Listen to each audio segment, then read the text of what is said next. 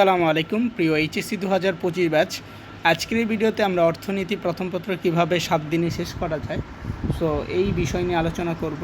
অর্থাৎ কিভাবে তুমি মাত্র 7 দিনে অর্থনীতি প্রথম পত্র সুন্দরভাবে শেষ করতে পারো, সো এইটা নিয়ে আমরা আলোচনা করব।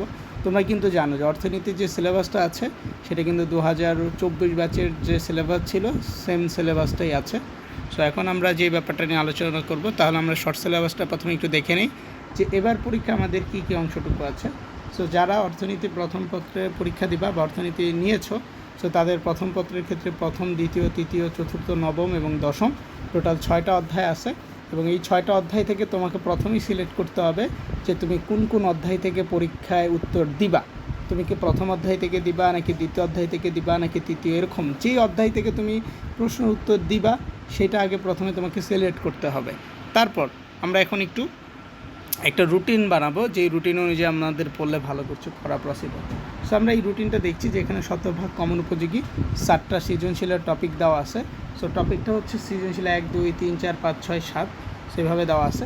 সো একটু খেয়াল করো, এখানে প্রথম যে টপিকটা লেখা সেটা হচ্ছে সৃজনশীল 1। সেখানে কি লেখা? সৃজনশীল 1।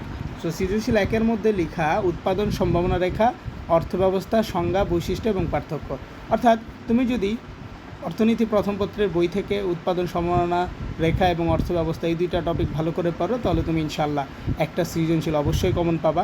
দেন দ্বিতীয় সৃজনশীল যে টপিকটা আছে সেটা হচ্ছে যে উপযোগ। তুমি যদি উপযোগ থেকে সেটার সংজ্ঞা, চিত্র, সম্পর্ক, পার্থক্য এটা ভালো করে পারো, তাহলে আরেকটা সৃজনশীল তুমি কমন পাবা। ঠিক তেমনি তৃতীয় হচ্ছে চাহিদা যোগান, চতুর্থ হচ্ছে স্থিতিস্থাপকতা, ভারসাম্যতা এবং পূর্ণ প্রতিযোগিতামূলক বাজারে ভারসাম্য এবং একচেটিয়ামূলক বাজারে ভারসাম্য এবং মোট জাতীয় আয় ইত্যাদি। এখন তুমি যদি এখানে যেহেতু 7টা টপিক আছে, তুমি যদি প্রতিদিন একটা করে টপিক পড়ো, তাহলে 7টা টপিক পড়তে কতদিন লাগবে? সর্বোচ্চ 7 দিন লাগবে। এবং এই 7 দিনে তুমি সুন্দরভাবে একটা করে টপিক সুন্দরভাবে শেষ করতে পারবা। এবং এই টপিকগুলো কোথা থেকে পড়বা? তুমি দেখতে পাচ্ছ আমাদের যে শিটটা আছে, সো এই শিটের মধ্যে আমরা যেমন প্রথম অধ্যায়, সো প্রথম অধ্যায়ের মধ্যে আমরা সুন্দর করে A to Z লিখে দিয়েছি, যেমন জ্ঞানমূলক প্রশ্ন, ঠিক আছে? অর্থাৎ যেই টপিকটা দেওয়া আছে তোমার সেখান থেকে কী জ্ঞানমূলক প্রশ্ন আসতে পারে এখানে দেওয়া আছে। দেন অনুধাবন প্রশ্ন আছে, দেখাই আমি তোমাকে, উত্তর সহকারী কিন্তু আছে, উত্তর সহকারে আছে, যেমন দেখো অনুধাবন প্রশ্ন আছে। তো তুমি এখানে দেখতে পারবা যে কী কী অনুধাবন প্রশ্নগুলো তোমার পড়া উচিত। সো এখানে প্রশ্ন এবং উত্তর 2টাই দেওয়া আছে। সো এতে করে সুবিধা, তোমার পড়তে অনেক সহজ হবে। সো তুমি দেখো এখানে যে নাম্বারটা দেওয়া আছে, এখানে একটা নাম্বার দেওয়া আছে। সো এই নাম্বারে তুমি আমাদের হোয়াটসঅ্যাপ এই নাম্বারে, সেই নাম্বারে তুমি নক করতে পারো, নক করে এই পিডিএফটা নিতে পারো। এই পিডিএফটার মূল্য হচ্ছে 70 টাকা, অর্থাৎ এটা অফার প্রাইস 70 টাকা। এবং এই পিডিএফটা নিয়ে যদি তুমি সুন্দর করে যেই টপিকগুলোর নাম বললাম আমি, ওই টপিকগুলো যদি ভালো করে পড়ো, তাহলে আমার মনে হয় যে আসলে তুমি অবশ্যই 7 দিনে সুন্দরভাবে অর্থনীতি শেষ করতে পারবা।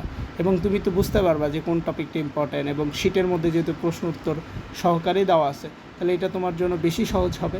সো যারা নিতে চাও সাজেশন শিটটা, এই নাম্বারে যোগাযোগ করো এবং এখনই মেসেজ দিতে পারো আমাদের সাথে হোয়াটসঅ্যাপে। এবং তোমার সমস্যা থাকলে সমস্যার কথা বলতে পারো, ইনশাল্লাহ আমরা সমাধান করে দেওয়ার চেষ্টা করবো। সো ভালো থাকো, সুস্থ থাকো, দেখা হবে পরবর্তী ভিডিওতে, যেখানে আমরা ইনশাল্লাহ আরেকটা টপিক নিয়ে আলোচনা করবো, আরেকটা সাবজেক্ট নিয়ে আলোচনা করবো।